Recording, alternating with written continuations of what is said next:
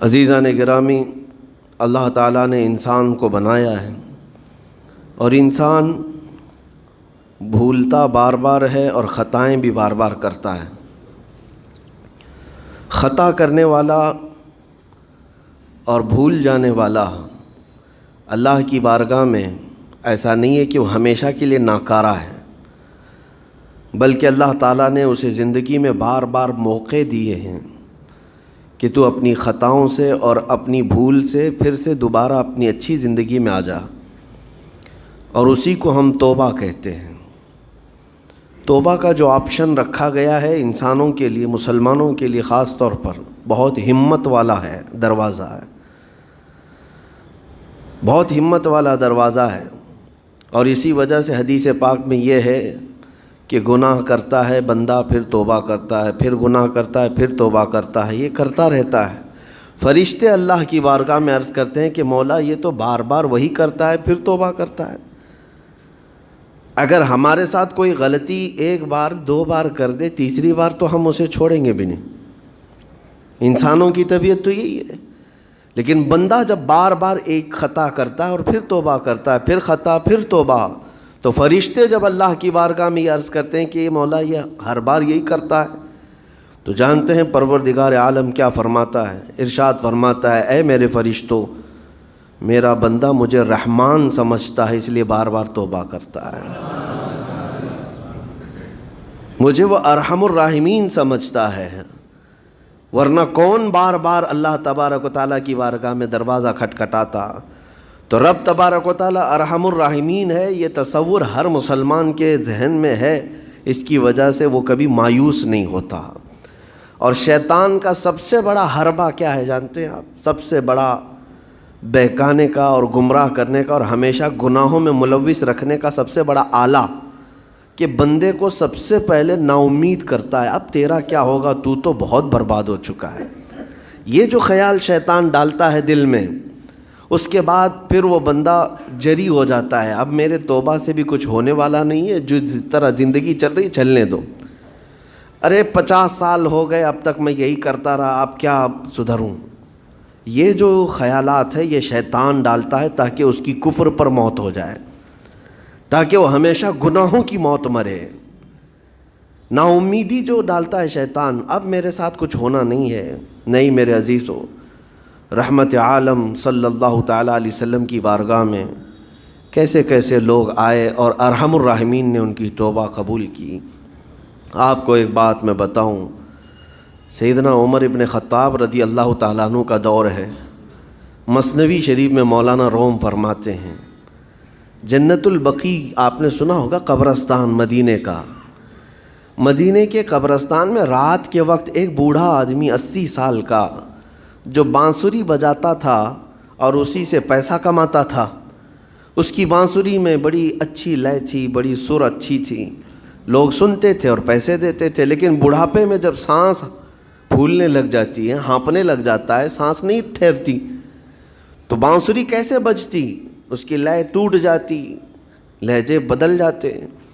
بوڑھا آدمی، اب اس کی بانسری سننے کو کوئی آتا نہیں تھا اور پیسے ملتے نہیں تھے، تھک ہار کر کے وہ آیا، رات کا وقت تھا، جنت البقیع قبرستان میں، 80 سال کی عمر کا ہو گیا ہے، اس نے بانسری توڑ دی، کہا زندگی بھر جس چیز سے میں کماتا تھا اب میری سانسوں نے جواب دے دیا، جسم پھولنے لگا ہے، سانس زیادہ آنے لگ گئی ہے، اب میرا کھانا پینا کیسا چلے گا؟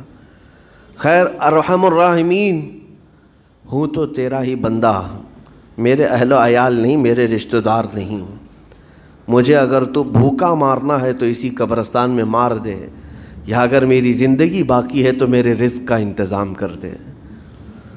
وہ رو رہا تھا 80 سال کی عمر میں۔ جب بندہ لاچار و مجبور ہوتا ہے تو پروردگار کو ہی یاد کرتا ہے۔ جانتے ہیں عمر ابن خطاب رضی اللہ تعالیٰ عنہ امیر المومنین مسجد نبوی میں تھے اور ان کی آنکھ لگی تھی، خواب میں رسول پاک صلی اللہ تعالیٰ علیہ وسلم تشریف لائے، کہا عمر اللہ کا حکم ہے جنت البقیع میں جاؤ، ایک بھوکا آدمی کھڑا ہے، اپنے گھر سے کھانا لے جاؤ اور اس کی ضرورت کا انتظام کرو۔ نیند کھلی تو آپ نے دیکھا اللہ کے حبیب صلی اللہ علیہ وسلم کی طرف سے حکم آیا اور رب ذوالجلال کا حکم ہے. گھر سے عمدہ کھانا لیا تو شادان لے کر کے کچھ مال و متاع بھی لے کر قبرستان میں گئے. ڈھونڈا کون ہے یہاں پر, تو دیکھا کہ ایک ہانپتا کانپتا ہوا 80 سال کا بوڑھا روتا ہوا نظر آیا. امیر المومنین اپنے ہاتھ میں توشادان لے کر اس کے قریب گئے. کہا تو بھوکا ہے؟ کہا ہاں بھوکا ہوں. بیٹھ چل میں تجھے کھلاتا ہوں. دسترخوان بچھا کر اسے اپنے ہاتھوں سے کھلایا اور اسے اپنی ضرورت کے مطابق جو ضروریات تھیں اس کی ضرورت کے مطابق وہ ساری چیزیں دی. وہ بوڑھا پوچھتا ہے آپ کون ہیں؟ حضرت عمر فاروق نے کہا میں عمر ابن خطاب ہوں. وہ ڈر گیا. حضرت عمر سے کون نہیں ڈرتا تھا کہ کہیں یہ کھلا پلا کر کے مجھے کوڑے نہ ماریں کہ زندگی بھر بانسری بجانے والا آج پکڑا گیا ہے, ہاں آج مجھے یہ سزا نہ دے دے. وہ کانپنے لگا. کہا کہ آپ یہاں کیسے؟ حضرت امیر المومنین کہتے ہیں میں خود نہیں آیا, مجھے اللہ کے رسول نے بھیجا اور رب تبارک و تعالیٰ کا حکم آیا تھا کہ تو بھوکا ہے اور تو نے رزق مانگا ہے اور مجھے تیرے رزق دے کر کے بھیجا گیا ہے. وہ چیخ مار کر کے گر پڑا زمین پر اور رونے لگا اپنے ہاتھ پھیلا کر. کہا سچ فرمایا مولا تو ارحم الراحمین ہے. 80 سال تجھ سے دور بھاگتا رہا, ایک بار کیا تجھے میں نے پکارا, تو نے وقت کے امیر المومنین کو کھانا دے کر بھیج دیا. اللہ رب العزت کی بارگاہ میں نا امیدی اور مایوسی جو شیطان لاتا ہے اس سے بندے بھٹک جاتے ہیں, بہک جاتے ہیں, انہیں توبہ کی توفیق بھی نہیں ملتی. اسی لیے میرا مولا فرماتا انا عند ظن عبدی بی. رب تعالیٰ فرماتا میرا بندہ میرے بارے میں جیسا گمان کرتا ہے میں اس کے ساتھ ویسا سلوک کرتا ہوں. تم کیا گمان کرتے ہو؟ وہ سخت پکڑ کرے گا, ابھی مار ڈالے گا. وہ غفار ہے, قہار ہے, جبار ہے, لیکن ساتھ میں وہ ستار بھی ہے, وہ رحمان بھی ہے, رحیم بھی ہے. اگر رب تبارک و تعالیٰ ہر چیز پر پکڑ کرتا تو ہمارا تو جینا ہی نہیں تھا. یہاں پر اتنے گناہ ہو چکے. اور وہ رب تعالیٰ فرماتا وسعت رحمتی کل شیء, میری رحمت نے ہر چیز کو گھیر رکھا ہے. اللہ رب العزت بندوں کو معاف کرنے کا اظہار زیادہ فرماتا ہے. اور جانتے ہیں آپ گناہ جب عام ہوتے ہیں, میں آپ کو اپنے گھر کی بات بتا دوں. میرے گھر میں آپ 4 دن کے مہمان بن کر کے آئے ہیں. کبھی میری کھڑکی توڑ رہے ہیں, کبھی دروازہ توڑ رہے ہیں, کبھی ہمارے گھر کے برتن پٹک رہے ہیں, کبھی فرشی اکھاڑ رہے ہیں. کب تک برداشت کروں گا؟ آپ کو نکال کر باہر کر دیں گے. یہ مہمان نہیں, یہ بلا ہو گئی, یہ گھر سارا اجاڑ رہا ہے. ایک چیز پر چھوڑ دیا جائے, 2 چیز پر چھوڑ دیا جائے, یہ انسانوں کی فطرت ہے, انسانوں کی فطرت. لیکن رب کائنات اپنی کائنات میں ہم بندوں کو اتارا ہے, ہم نے کیا نہیں بگاڑا اس اپنے گناہوں سے اس کی زمین کو لال کر دیا. ہاں اس کی نافرمانی سے ہم نے اس کائنات کے رنگ کو بدل دیا. کھلے عام گناہ, ننگا پن, بے حیائی, عیاشی, سب کچھ ہوتا رہا. اس کی کائنات ہے, اس کی زمین ہے, اس کی سلطنت ہے. اور ان گناہوں کی وجہ سے جانتے ہیں آپ سمندر اللہ کی بارگاہ میں عرض کرتا ہے کہ مولا تو مجھے اجازت دے دے, میں ایسی طغیانی لاؤں گا کہ یہ سب ہلاک ہو جائیں گے. ہوائیں اللہ سے اجازت مانگتی ہیں تو مجھے شدت دے دے, میں اتنا تیز اڑاؤں گی کہ ان کے پرخچے اڑ جائیں. لیکن جانتے ہو اللہ کی طرف سے جواب کیا آتا ہے؟ سمندر کو بھی رب تعالیٰ فرماتا ہے, ہواؤں کو بھی کہتا ہے رب تعالیٰ رک جاؤ, میں میرے بندوں کے انتظار میں ہوں, میرے بندوں کی توبہ کے انتظار میں ہوں کہ میرے بندے میرے پاس لوٹ آئیں گے. اسی لیے اللہ کے حبیب صلی اللہ تعالیٰ علیہ وسلم ارشاد فرماتے ہیں اللہ تعالیٰ کو سب سے زیادہ خوشی کس بات کی ہوتی ہے جانتے ہیں؟ رب تعالیٰ اپنے بندوں سے کب خوش ہوتا ہے؟ مثال دے کر کے میرے آقا نے فرمایا, مثال دے کر سمجھایا. صحرا میں, ڈیزرٹ میں ریتیلے میدان ہوتے ہیں, اس کا سفر بڑا ڈینجر ہوتا ہے. آج بھی ڈیزرٹ ہیں بہت سارے, سہارا ڈیزرٹ کا نام سنا ہوگا آپ نے. ہم گئے ہیں 200-250 کلومیٹر تک آپ چلتے رہو گاڑی, نہ ایک درخت نظر آتا ہے, نہ پہاڑ نظر آتا ہے, نہ گھر نظر آتا ہے, کچھ بھی نہیں. اس طرف میدان ریت کا اور آسمان لگا ہوا دکھتا ہے, ادھر بھی آسمان. تنہا ہم اکیلے نظر آتے رہتے ہیں۔ صحرا کا جو سفر ہوتا ہے بہت کٹھن ہوتا ہے۔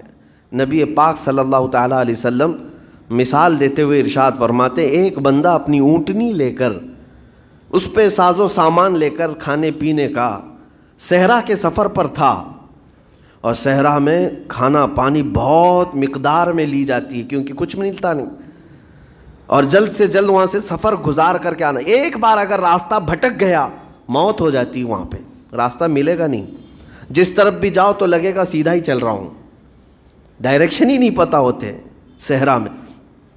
حضور پاک صلی اللہ علیہ وسلم فرماتے ہیں ایک بندہ صحرا کے سفر میں اپنی اونٹنی کے ساتھ ساز و سامان لے کر سفر پر تھا، بیچ راستے میں اسے نیند آئی، سویا، سو کر کے اٹھا تو دیکھا اس کی اونٹنی ساز و سامان کے ساتھ غائب ہے، صحرا میں، بیچ صحرا میں۔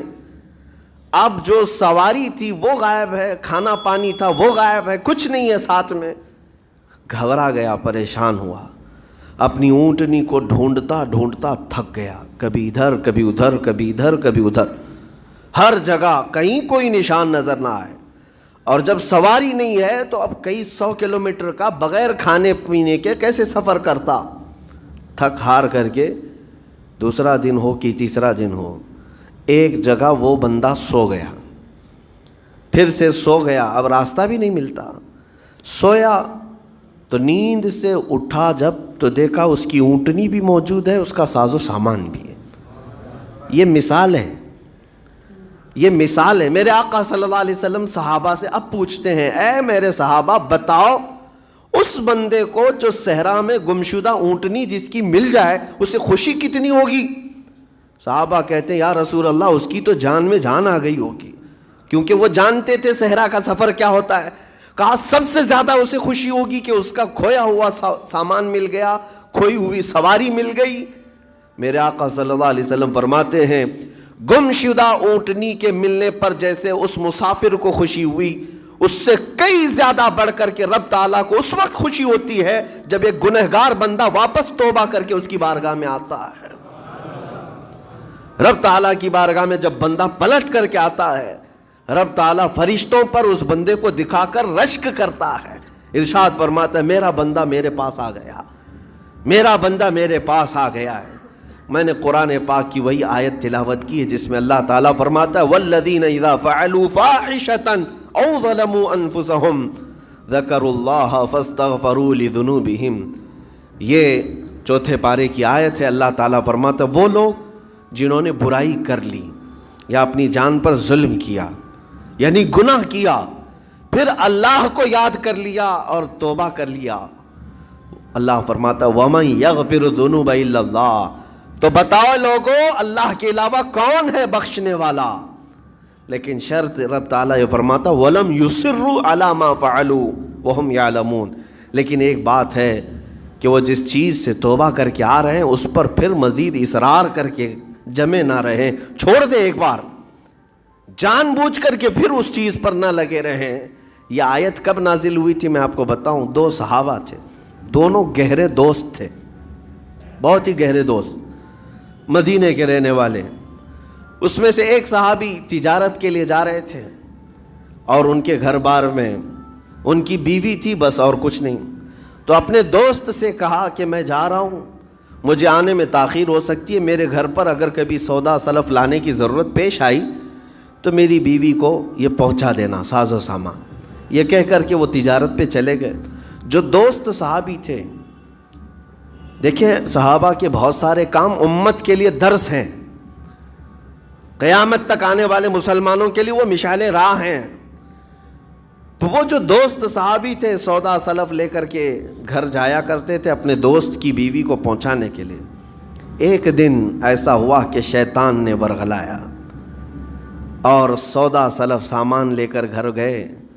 ان کی خاتون باہر آئی دوست کی، انہوں نے اس خاتون کا صرف ہاتھ پکڑ لیا، ہاتھ پکڑ لیا، اور وہ عورت چونکہ مدینے کی رہنے والی صحابیہ ہیں، اپنا ہاتھ تو چھڑا لیا لیکن وہ چیخ مار کر رونے لگی کہ جس پر میرے شوہر نے سب سے زیادہ اعتماد کیا، تم تو جگری دوست بھائی کی طرح تھے، ہاتھ کیسے بڑھا دیا؟ تو اس صحابی کو فوراً احساس ہو گیا کہ میں بہت بڑی خطا کر گیا، میرے بھائی اور میرے دوست کی امانت میں نے خیانت کر دیا، اس نے مجھ پر بھروسہ کیا تھا اور اس کی بیوی کا میں نے ہاتھ پکڑ لیا۔ بس اتنی سی بات تھی، وہ خاتون بھی رونے لگ گئی کہ میرے ساتھ کیا ہوا، یہ صحابی بھی رونے لگ گئے، احساس فوراً ہو گیا کہ میں نے غلط کیا ہے، سودا سلف لانے کے وقت مجھ سے غلطی ہو گئی، خطا ہو گئی۔ اب اس خطا کی وجہ سے وہ کرتے کیا، ان کو تو ڈر یہ تھا کہ میں اپنے دوست کو منہ دکھانے کے بھی قابل نہیں، اور نہ ہی میں یہ چیز کسی کے سامنے ذکر کر سکتا ہوں، کیا کروں؟ تو مدینہ چھوڑ کر کے چلے گئے پہاڑیوں میں، اور بغیر کھانا پانی سب کچھ بھی نہیں تھا، پہاڑیوں کے بیچوں بیچ رہنے لگے، اور صرف روتے تھے اور گر جاتے تھے، اور کمزوری آ گئی جسم میں، اٹھنے پھرنے کی بھی طاقت نہیں تھی۔ اب وہ دوست ان کے صحابی تجارت سے واپس آئے، گھر میں آتے ہی ان کی خاتون نے بتا دیا کیا معاملہ پیش آیا۔ وہ بہت جلال میں آئے اور کہا کہ میرا دل ٹوٹ گیا، آج میری کمر ٹوٹ گئی، جس کے ساتھ ہم نے پوری زندگی بتائی، آج اس نے میری عورت کے ساتھ ایسا کیسے کیا؟ بہرحال انسان ہے، خطا ہوتی ہے، انسان ہے، بھولنا اور خطا کرنا اس کی عادت ہے۔ اب ان کو دل میں تو بہت تکلیف ہوئی، کروں کیا؟ لیکن وہ صحابی تھے، انہوں نے کہا یہ معاملہ سیدھے حضور پاک کی بارگاہ میں رکھتا ہوں۔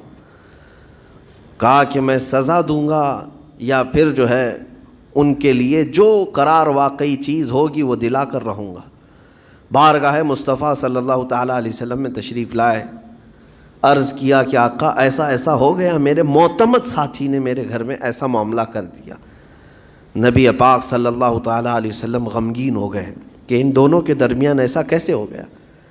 پھر تھوڑی دیر کے بعد رحمت عالم صلی اللہ علیہ وسلم جو غیب داں نبی ہیں، ہر چیز کو جانتے، بلکہ اپنے امتیوں کے احوال سے باخبر رسول ہیں، نبی پاک صلی اللہ تعالیٰ علیہ وسلم اپنے اس غریب صحابی کے حالات معلوم کیے۔ پتہ چلا کہ وہ تو گھر بھی چھوڑ دیا، مدینے بھی چھوڑ دیا، پہاڑیوں میں جا کر کے پناہ لے کر کے اکیلا تنہا رہ رہا ہے۔ اللہ کے نبی صلی اللہ تعالیٰ علیہ وسلم اپنے اس غریب امتی صحابی کے حالات معلوم کرنے کے بعد اللہ کریم کی بارگاہ میں عرض کرتے ہیں کہ مولا تو فیصلہ سنا دے۔ اللہ تعالیٰ نے آیت نازل فرمائی، جو آیت میں نے آج آپ کے سامنے تلاوت کیا۔ اللہ تعالیٰ فرماتا ہے والذین اذا فعلوا فاحشۃ او ظلموا انفسهم، جن لوگوں نے گناہ کر لیا یا اپنی جان پر ظلم کیا ہے، پھر ذکر اللہ فاستغفروا لذنوبہم، اللہ کو پھر جلدی یاد کر لیا اور توبہ کر لیا، رب تعالیٰ فرماتا ومن یغفر الذنوب الا اللہ، محبوب بتاؤ اللہ کے سوا کون ہے گناہوں کی بخشش کرنے والا؟ اللہ تعالیٰ ان کے گناہوں کو معاف کر دیتا ہے جو فوراً اپنے گناہ کے بعد یاد کر لیتے ہیں کہ مجھ سے خطا ہوئی ہے۔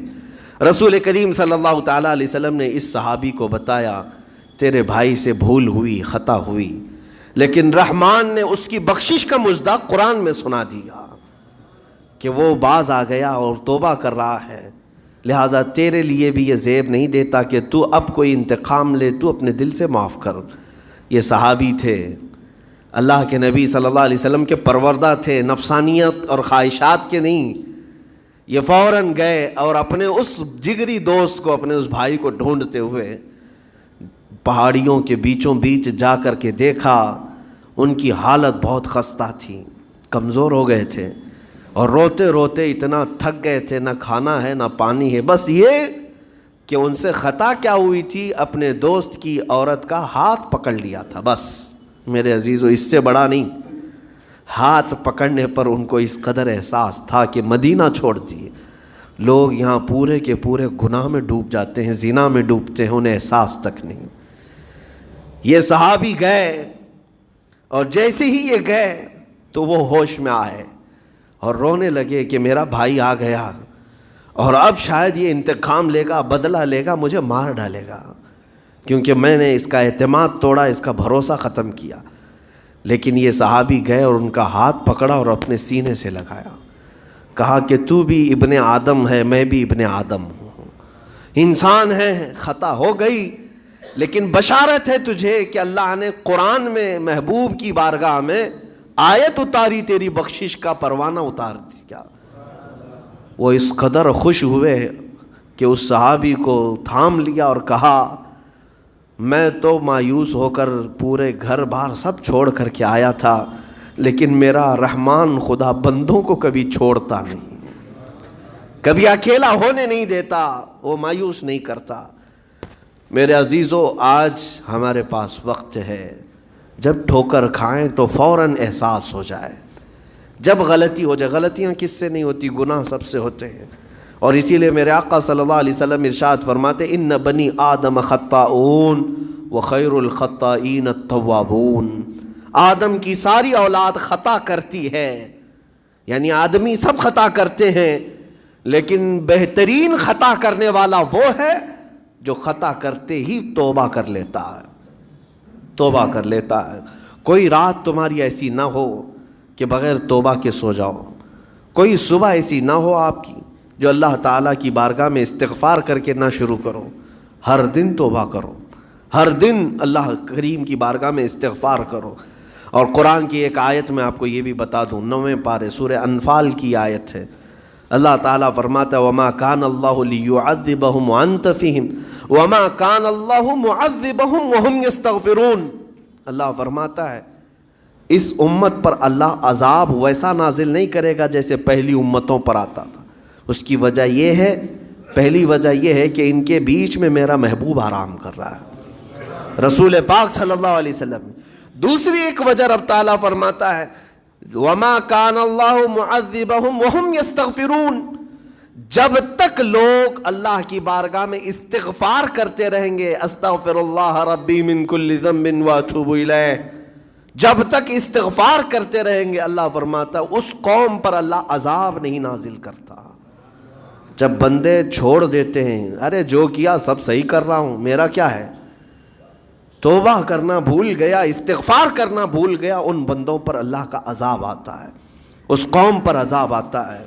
اسی لیے میں کہتا ہوں میرے عزیزو, خطائیں سب سے ہیں. ہمارے دامن کے اندر کیا کیا ہے وہ ہمیں معلوم ہے, ہمارے پروردگار کو. بہت سارے راز ایسے ہیں جو اس نے چھپا رکھا ہے, بندوں کے اوپر پردہ ڈال رکھا ہے. اتنی باتیں کہ اگر وہ پردہ اٹھا دے تو لوگ رشتہ داروں کے سامنے بیٹھنے کے بھی قابل نہیں رہیں. ماں باپ دیکھ کر گھبرا جائیں گے اور اپنے گھر سے دور کر دیں. یا اگر باپ کی غلطیاں بیٹے کو پتہ چل جائے تو زندگی بھر اس کو باپ نہیں تسلیم کرے گا, وہ باپ نہیں مانے گا کہ اس کی اتنی بڑی بڑی خطائیں. لیکن وہ رحمان ہے, باپ کی عیب بیٹے سے چھپا رکھا ہے, بیٹے کے عیب ماں سے چھپا کر رکھا ہے. وہ پروردگار عالم نے پردہ رکھا ہے ہر ایک پر.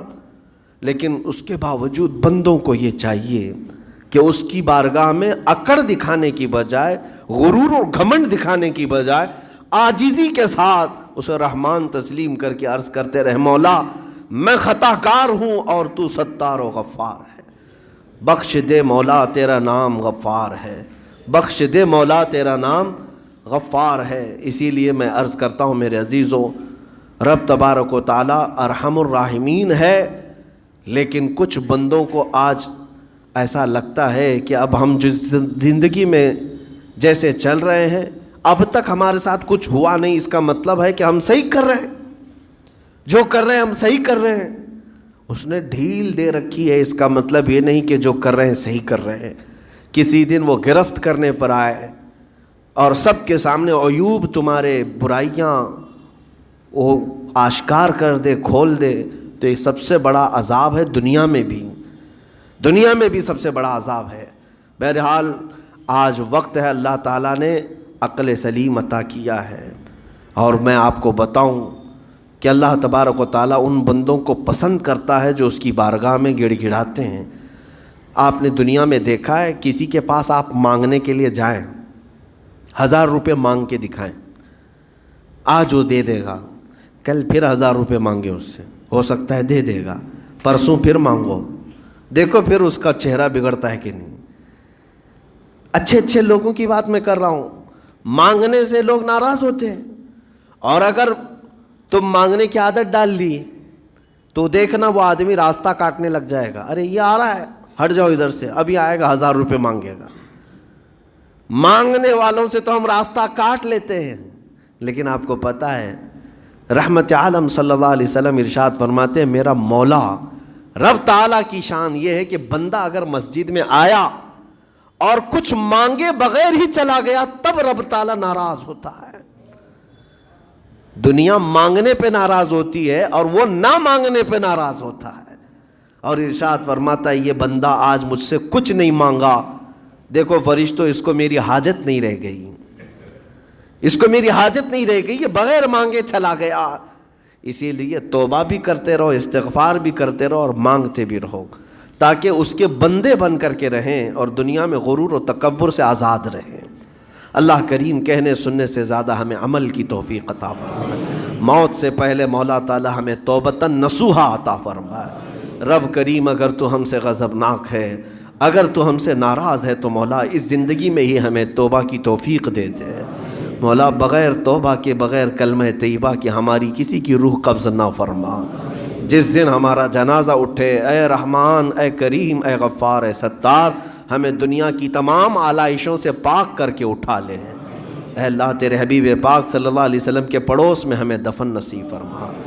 وآخر دعوانا ان الحمد للہ رب العالمین۔ سلام علیکم۔